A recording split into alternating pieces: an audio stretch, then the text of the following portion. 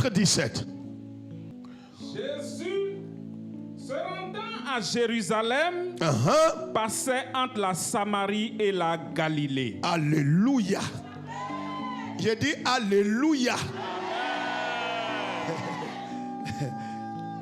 À cause de toi, il y a un chemin qui est un raccourci pour arriver à Jérusalem.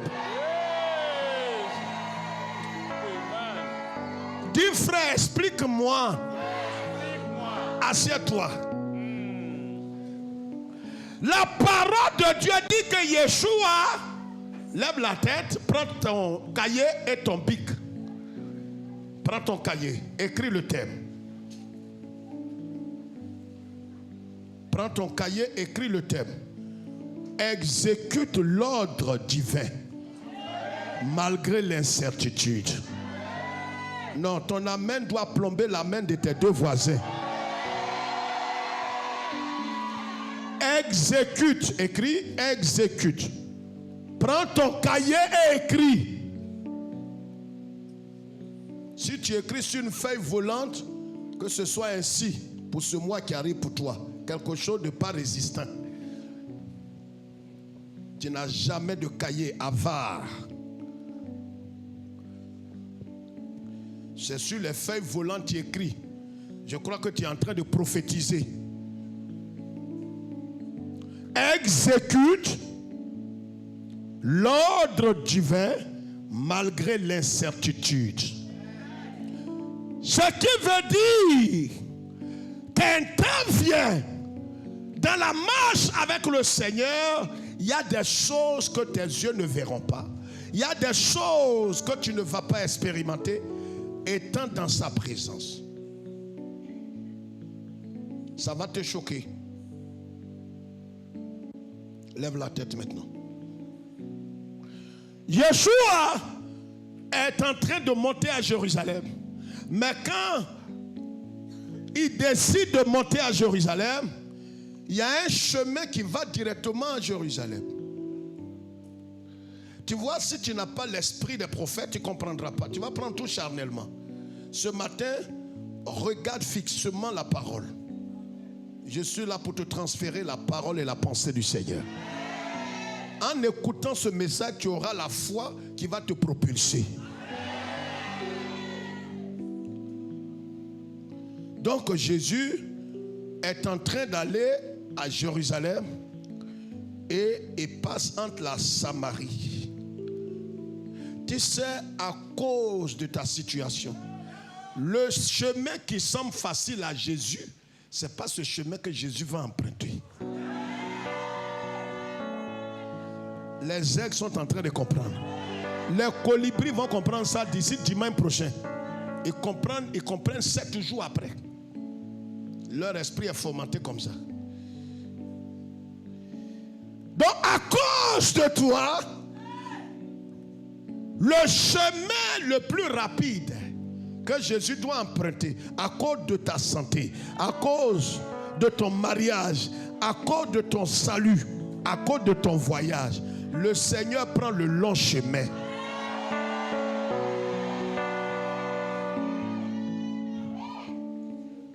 Il y a des hommes et des femmes que la nature et les hommes ont rejetés.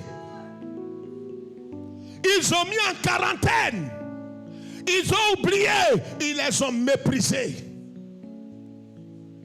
Ils pensent qu'en te mettant dans cette situation, dans cette honte, il n'aura jamais de solution. Ils t'ont placé, Makatabouche. Le ciel est ouvert sur ta tête ce matin. Ils seront surpris. Ils ne te retrouveront pas là où ils t'ont laissé en partant. Je croyais que le propriétaire de la parole était parmi nous ce matin. Je dis, ils ne te retrouveront pas là où ils t'ont laissé. Ils croient qu'ils t'ont rejeté. Ils croient qu'ils t'ont dépassé. Dis, c'est ce que tu penses.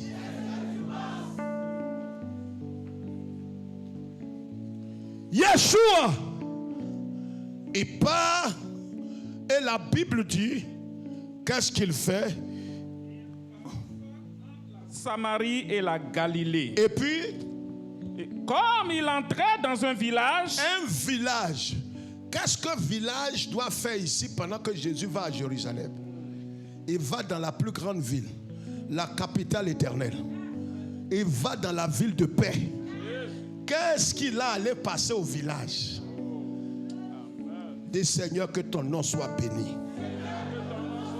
À cause de moi, tu as fait ce grand détour. Aime le Seigneur. À cause de toi. Parce que les hommes se sont dit que c'en est fait de toi. Mais il fallait que Jésus, qui est en train d'aller à Jérusalem, il passe par le village. À cause de toi, il a fait un détour. Lève ta main droite, dis sois béni, mon Seigneur. Il rentre dans ce village et il trouve des gens qui étaient chassés, car le village là est un village maudit. C'est un village qui reçoit ceux qui ont été déclarés impurs, les lépreux, ceux dont l'avenir est derrière, ceux qui n'ont plus d'espérance. Tu vois la bonté de Dieu envers toi. Comment Jésus est rentré dans tous ces lieux pour aller te retrouver. Tu serais mort. Aujourd'hui, il aurait un baobab sur ta tombe. Mais le Seigneur n'a pas permis cela.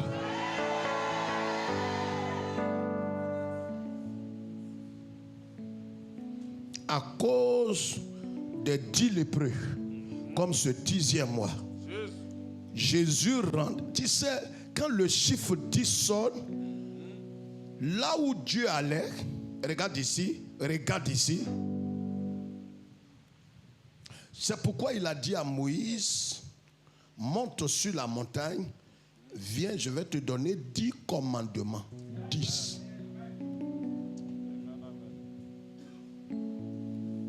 C'est pourquoi à l'école, quand tu as commencé l'école, quand le maître te donne 10, ça veut dire que là où tu es dans la plénitude de la connaissance.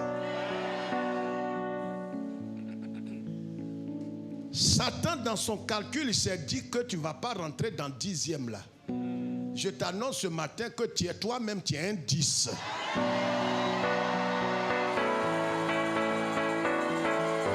Je pensais qu'ils étaient là. Tu n'es pas un 9. J'ai dit tu es un champion. Quand en vérité tu es né 0. Je parle ou bien je laisse.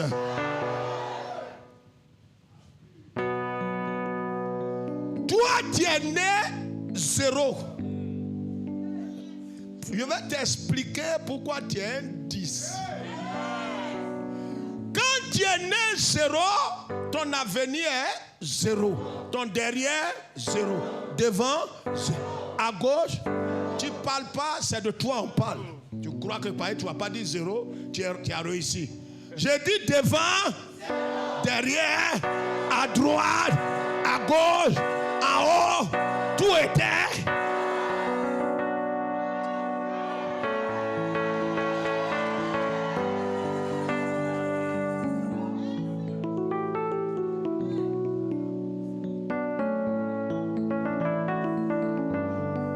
C'est pourquoi je dis, c'est l'Éternel qui bénit. C'est l'Éternel qui bénit. C'est l'Éternel qui bénit. C'est l'Éternel qui bénit. Josie, c'est l'Éternel qui bénit. Qui bénit. C'est Dieu, c'est l'Éternel qui bénit. C'est l'Éternel qui bénit. C'est l'Éternel qui bénit. C'est l'Éternel qui bénit. C'est l'Éternel qui bénit. C'est l'Éternel qui bénit. Tiens, ta note était sur toi. Quand on regarde la forme de ta tête,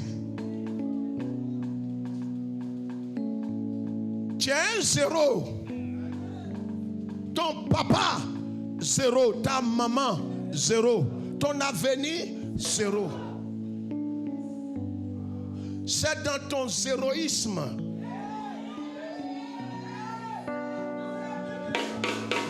que le Galiléen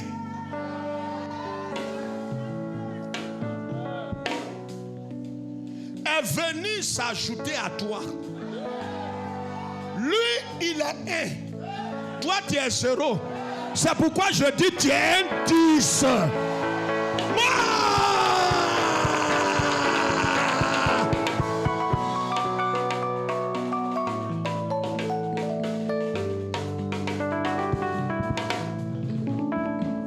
Tu es un 10.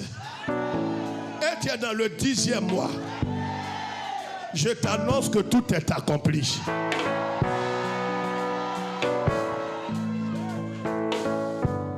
Les 10 lépreux,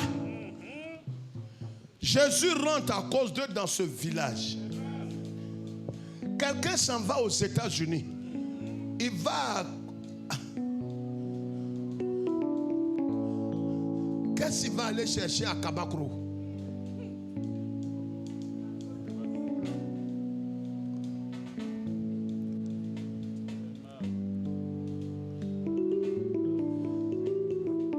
Il va à Kabakro à cause de toi.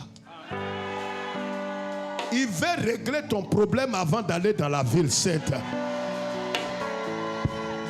Il fait un détour, il part dans le village, il croise 10 lépreux. Arrête.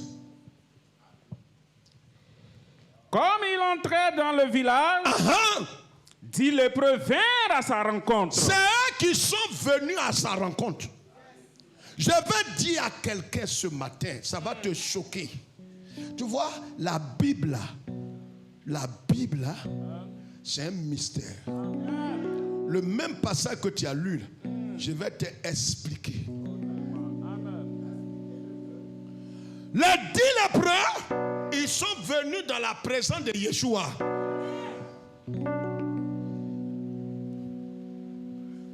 Ils viennent dans la présence du Shiloh, le Messie, le lys de la vallée, le chemin, la vérité et la vie, le fils de David, la clé de David, le lion conquérant, le Dieu tout-puissant. Ils viennent dans sa présence, ils sont lépreux. Pendant tout le ministère terrestre de Jésus, quiconque rencontre Jésus, malade, est guéri sur le champ. Si la parole ne s'adresse pas à toi, ne dis pas amen à ces paroles. Ce sera un mensonge.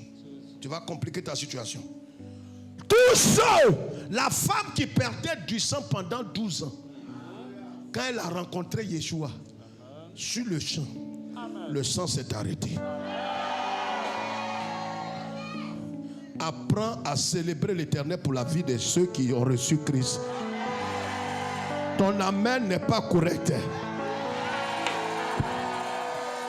La femme qui perdait du sang, elle a attrapé la robe de Jésus. Sur le champ, le sang s'est arrêté. Il y avait une veuve qui avait perdu son mari il y a longtemps. Elle avait un enfant unique. C'est l'enfant là qu'elle a mis à l'école, CP1, collège, université. Pendant que l'enfant se préparait à aider sa maman, l'enfant est mort. Le village était choqué. On partait enterrer l'enfant. Un petit, un brillant. Quelqu'un, quand sa maman le regarde, son cœur est apaisé parce qu'elle voit l'image de son mari dans le visage de son fils. Mais la seule chose qui lui restait, lui a été arrachée par la mort. Elle était désespérée. Tous ceux dans le village qui pouvaient l'aider l'ont aidé à pleurer. Et lui ont dit, maman, on ne peut pas rester pendant des mois sans aller au champ. Allons qu'on enterre ton fils et qu'on commence nos activités au champ. Et la Bible dit, ils ont pris le petit et ils partaient pour l'enterrer. Gloire soit rendue à Dieu. Montre. Quand je dis, c'est l'Éternel qui bénit. C'est l'Éternel qui bénit. C'est l'Éternel qui bénit. Diananzi, c'est l'Éternel qui bénit. C'est l'Éternel qui choisit. C'est l'Éternel qui choisit. Ils étaient en train d'aller mettre l'enfant là en terre comme son papa. Et Jésus les croise.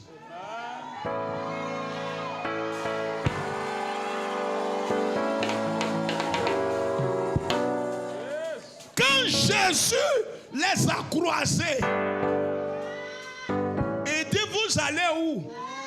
Il dit, on dirait tu es fou. On va au cimetière. Cimetière. C'est là-bas on s'en va. Il dit, déposez ce cercueil là.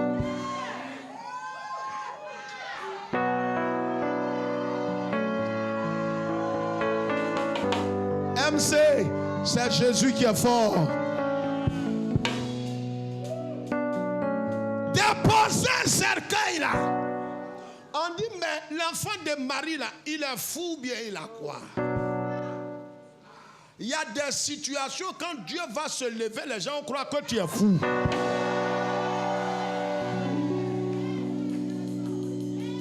Même tes propres amis vont dire, lui là, sa folie a commencé. Parce que l'Éternel va te mettre. Vous savez? Et prends ton cahier, prends ton cahier, prends ton cahier, prends ton cahier, prends ton cahier.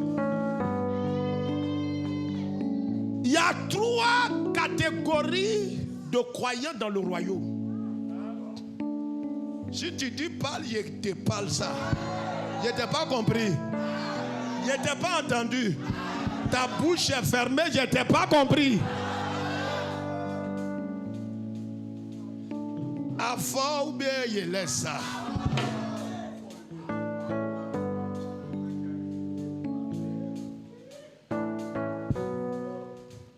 La parole de Dieu déclare que l'Éternel renouvelle la force. Les enfants, les bambins se fatiguent. Mais ceux qui se confient en l'Éternel renouvellent leur force. Écrit. Point 1. Ésaïe 40, verset 30 et suivant. Le point 1. Il y a des gens dans le royaume qui marchent. Et ils sont en train de marcher. On ne sait pas en quelle année ils vont arriver.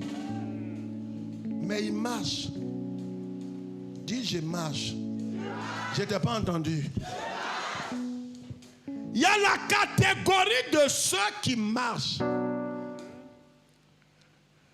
Ça va te choquer. Voyez, tout le monde marche. Mais tout le monde ne marche pas. Donc le premier groupe, c'est ceux qui marchent. Mais tu sais, lève ta tête. Il y a des endroits en allant, si tu veux marcher, tu vas arriver après l'événement.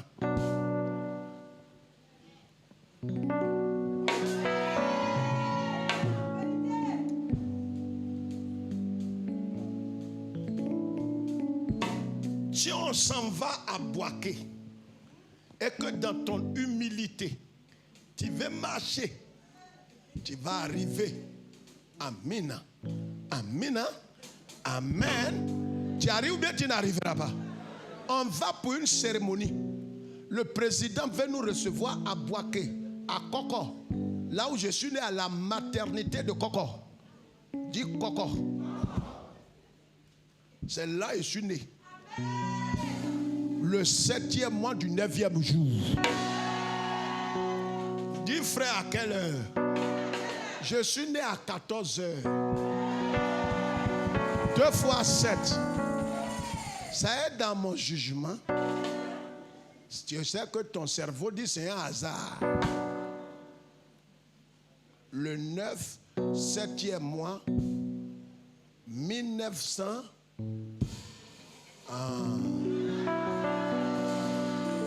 Là-bas aussi, ça se termine par 7.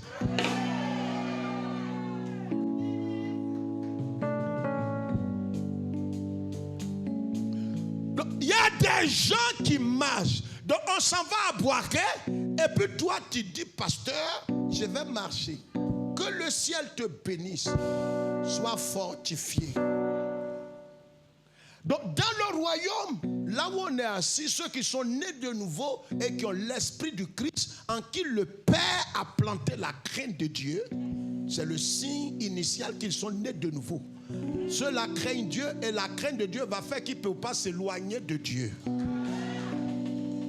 Alors parmi eux, il y a d'autres qui aide-moi, il y a d'autres qui parlent fort, il y a d'autres qui disent c'est leur vision.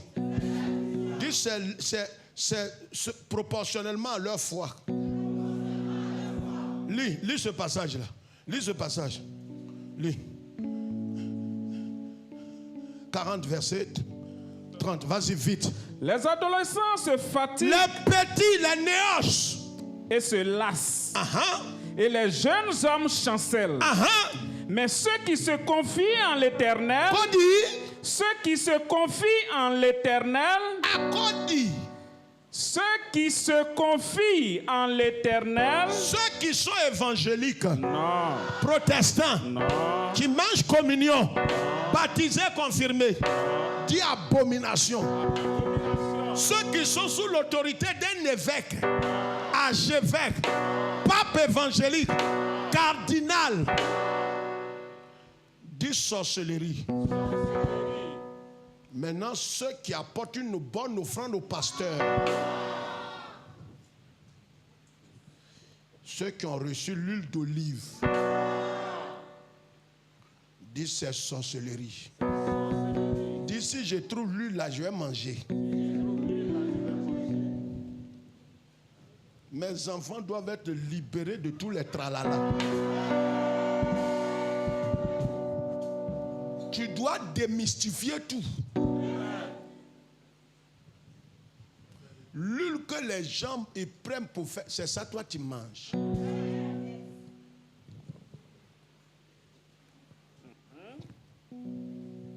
Mais ceux qui se confient en l'Éternel, ceux qui se confient, regarde comment ils parlent. Ceux qui se confient, dis le plus fort que les deux là. Ceux qui se confient, ceux-là, il y en a 3 catégories. Il y a ceux dont je parle, arrête-toi, qui marchent. Ici, Boaké, ils sont en train de marcher. Amen. Ils vont arriver un jour. Lève ta main, dis soyez fortifiés.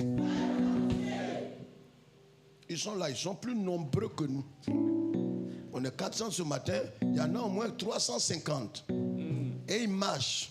Soyez bénis. Que le ciel vous bénisse. C'est des gens qui ont une vision comme Bill. Ils ne croient pas, mais ils marchent. C'est des gens qui raisonnent comme des coquelets. Ils comprennent les choses 7 jours après. Ceux-là sont en train de marcher. Le deuxième groupe qui est supérieur, le premier groupe là, c'est des colibris. Amen. Colibris là, ils volent ou bien ils ne volent pas? Mais c'est un petit. Il n'est pas le roi. Il n'est pas 3e dans le règne animal. Le deuxième groupe, et ils sont dans une dimension supérieure. Eux, ils courent. Quelqu'un qui est en train de courir, il arrive avant celui qui... Je ne sais pas si tu es dans quel groupe. Tu vois? Tu étais parmi ceux qui marchaient. C'est pourquoi, regardez, je peux vous dire quelque chose. Quand des gens se révoltent dans un milieu, ils disent ils veulent. Et tant qu'ils marcheront, leur problème restera tel. Nous, on ne marche plus. On a au moins une dizaine ici, on ne marche plus. Il y a des gens qui courent. Celui qui court, là, il arrive et puis 5 heures du temps après, celui qui marche arrive. Au-dessus de ceux qui courent, là, il y a ceux qui prennent l'envol. Je croyais que tu étais au nord.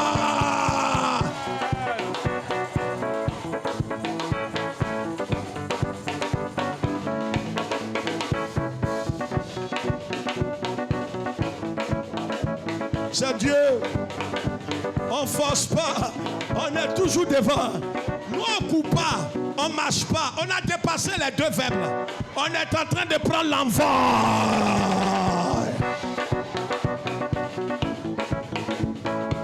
Je prends mon envol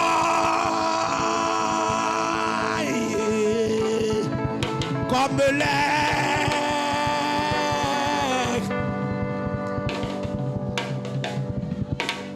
Je prends mon envol comme l'aigle. Je prends mon envol comme l'aigle. Je prends mon envol comme l'aigle. L'aigle. L'aigle. Je prends mon envol comme l'aigle. Je prends mon envol, mon envol, mon envol. Comme l'aigle.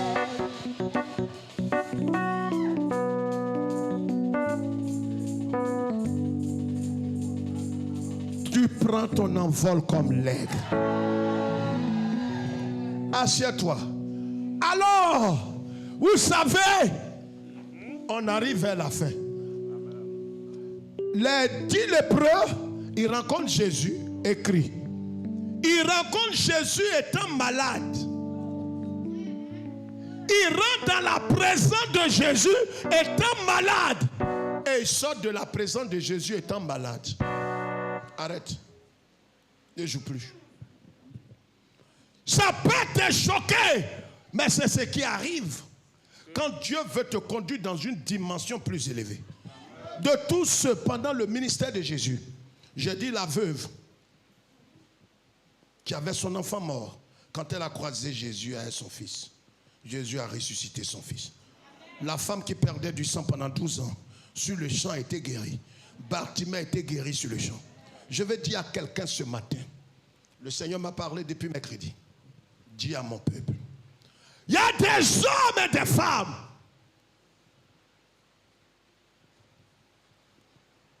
dans la marche avec le Seigneur, il arrivera où tu viendras dans la présence de Dieu avec un problème. Tu sortiras avec le même problème. Ces 10 lépreux ont rencontré Jésus malade. Ils sont sortis de sa présence étant malades. Des hommes qui étaient frustrés, découragés, abandonnés, accusés. Ils sont venus avec le témoignage de Bartimée en disant, allons voir Yeshua. C'est sûr et certain que la femme, de toute façon, elle a touché Jésus. Elle a été guérie. Seigneur, nous t'implorons et nous t'invoquons. De la même manière que Bartimée est sorti de ta présence guérie. La veuve est sortie libérée. De la même manière que ces hommes qui t'ont touché ont été guéris. Nous ne voulons pas retourner avec la maladie. Je veux te choquer ce matin et t'amener dans une dimension supérieure. Car on quitte le 10e pour entrer dans le 11e. Il viendra un temps, pas tout le monde. Bartimée est Bartimée. La veuve est veuve. La femme qui perdait du sang, Mais les 10 lépreux, ils rencontrent Jésus malade et ils sortent de la présence de Jésus étant toujours malade. C'est pourquoi je te dis ce matin, exécute l'ordre de Dieu malgré l'incertitude. des choses que le Seigneur t'a commandé à faire. Le Seigneur t'a parlé. Mais tu aurais voulu, et tu avais voulu que d'abord ta situation se règle. Seigneur, bénis-moi d'abord. Et je vais commencer à te servir. Dieu a dit à certains ici d'être des gagneurs d'âme, des moniteurs d'école de dimanche, des sentinelles, des intercesseurs. Mais laisse-moi te dire, j'ai dit depuis mercredi, Dieu m'a parlé. Il y a des gens ici qui sont en train d'empirer leur situation. Dieu se révélera. Ta situation ne progressera jamais jusqu'à ce que tu aies exécuté. Vous savez, quand on parle d'exécution, demandez aux militaires, au corps armé. Vous allez voir que l'exécution avant toute autre chose, quand un colonel te dit fais ceci, tu ne raisonnes pas. Or, nous sommes l'armée de Dieu. Il y a des choses que tu aurais voulu que le Seigneur accomplisse d'abord. Il ne va pas le faire parce qu'il ne se soumet pas à ta parole. Tu as dit Seigneur, guéris-moi d'abord. Les médecins ont parlé. Je suis venu dans ta présence. Le Seigneur dit oui. Tu devrais apporter cette offrande que je t'ai dit, viens et soutiens mon œuvre. Viens et sois un homme qui a la libéralité, car en vérité, je t'ai sauvé, t'ai mis à part et je t'ai donné le don de la libéralité. Car en vérité, ce n'est pas pour toi. Je vais te choquer ce matin. Vous savez, il y a 3, 4, 5, 6 personnes ici pour qui je prie que le Seigneur ait pitié d'eux parce qu'ils sont en train de se perdre. Vous savez, il y a des gens, ça me fait pitié. Quand Dieu te bénit, ce n'est pas pour toi qu'il te bénit. Quand Dieu t'ouvre une porte et on fait une promotion et on te préserve, on t'embauche, on te garde, parce que tu n'as pas été sage et intelligent, ce que tu as reçu va périr dans tes mains. Tu ne savais pas que ce que Dieu a fait, ce n'est pas pour toi. Dieu a permis que tu aies ce surplus à cause d'un besoin dans la maison de Dieu. Mais pendant qu'on parle, tes entrailles sont fermées. Ton cœur est fermé. Tu dis non Seigneur, oui j'ai eu ça, mais si tu peux faire plus. Mais tu es un avare, un ingrat.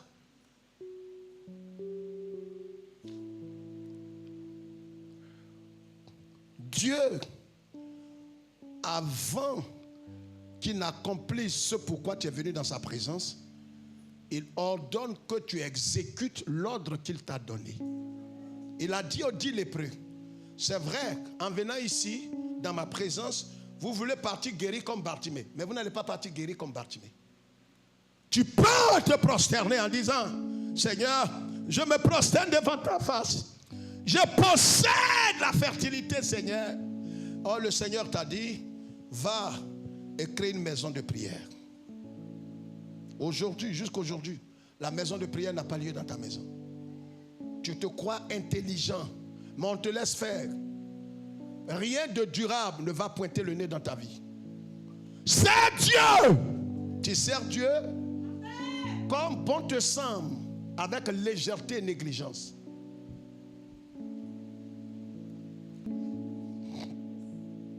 Alors, voyez pourquoi les pasteurs vendus, tordus, maudits, ils veulent maintenant changer les conditions que Dieu a placées. Et Dieu dit, le Christ dit, le chemin est étroit. Ils veulent élargir le chemin du Seigneur avec des offrandes. On dit non, même si tu as divorcé, tu peux te remarier. Ton conjoint est là, ça ne fait rien, apporte une offrande. Tu vois, les pasteurs sont légalistes, ils ne veulent pas t'aider. Ils sont en train d'élargir. Le Christ, la condition qu'il a placée, en vérité, il ne gagne rien dedans. C'est pourquoi il ne va pas allonger, il ne va pas agrandir le chemin pour toi. Ta conversion n'ajoute rien. Et ton manque de conversion aussi n'ajoute rien.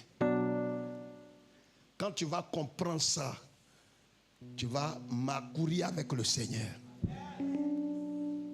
J'ai dit à 2 sœurs ici, quand tu viens pour me faire don, en vérité, je vais te choquer, tu n'as rien fait d'extraordinaire. Ce n'est pas moi que tu arranges. C'est ta vie que tu mets en sécurité.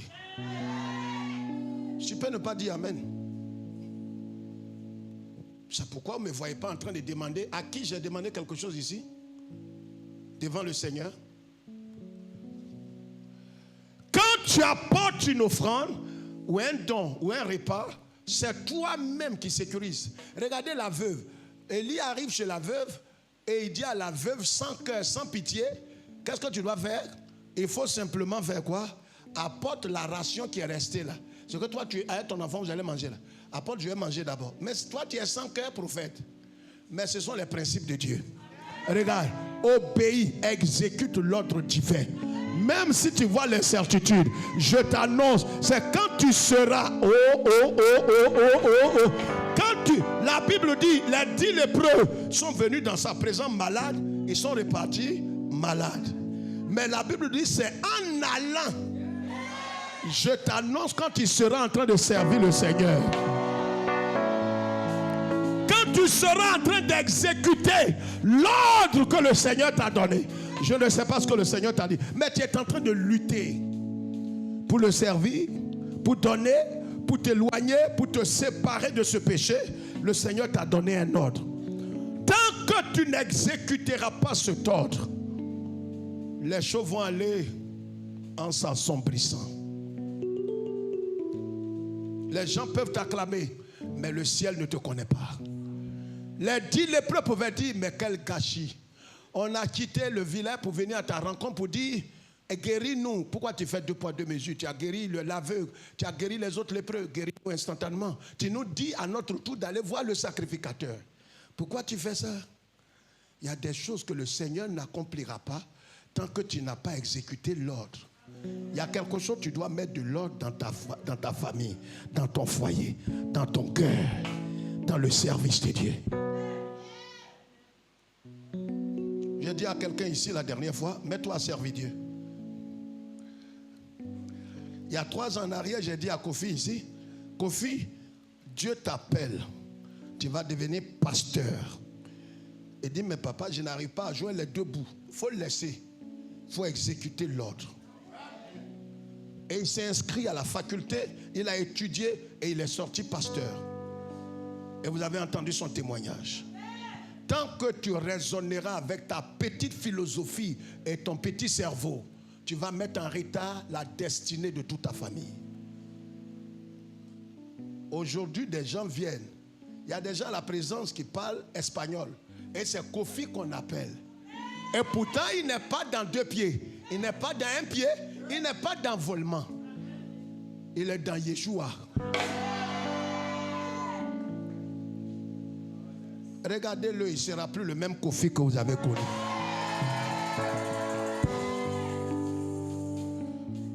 Quand ils sont partis, c'est en allant. Mets-toi à évangéliser, à servir Dieu. En quoi tu es utile dans le royaume? J'apporte ma dîme. Tu es le seul malheureux à apporter la dîme. Des gens mettent autour de toi.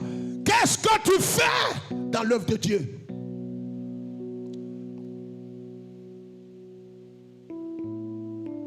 Leur raisonnement ne pouvait pas les guérir. Ils pouvaient dire, maître, qu'est-ce qu'on va faire? Lève-toi, lève-toi, lève-toi.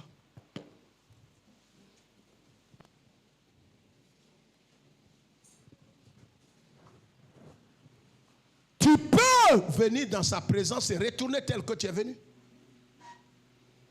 Et ça, tu peux ne pas comprendre si tu n'as pas la révélation. Les 10 lépreux sont venus dans sa présence, ils étaient lépreux. Il leur a dit, partez. Ils partaient, ils étaient lépreux.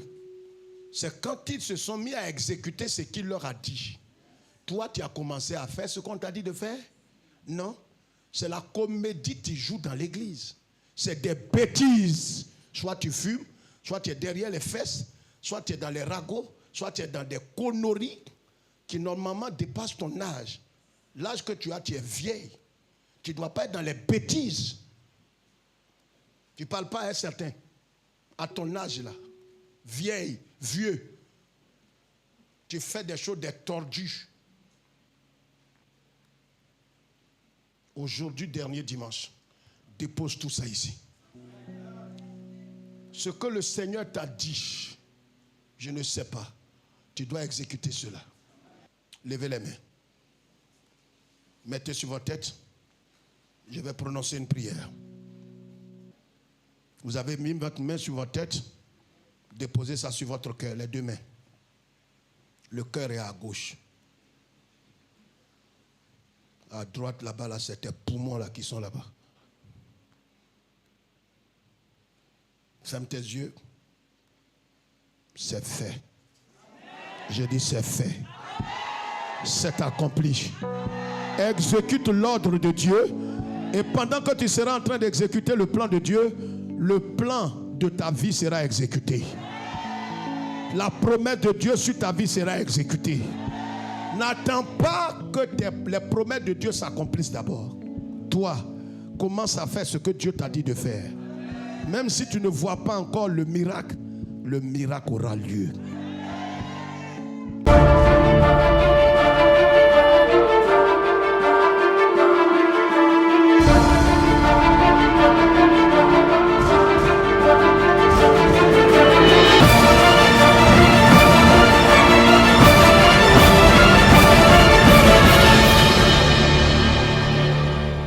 Asseyez-vous.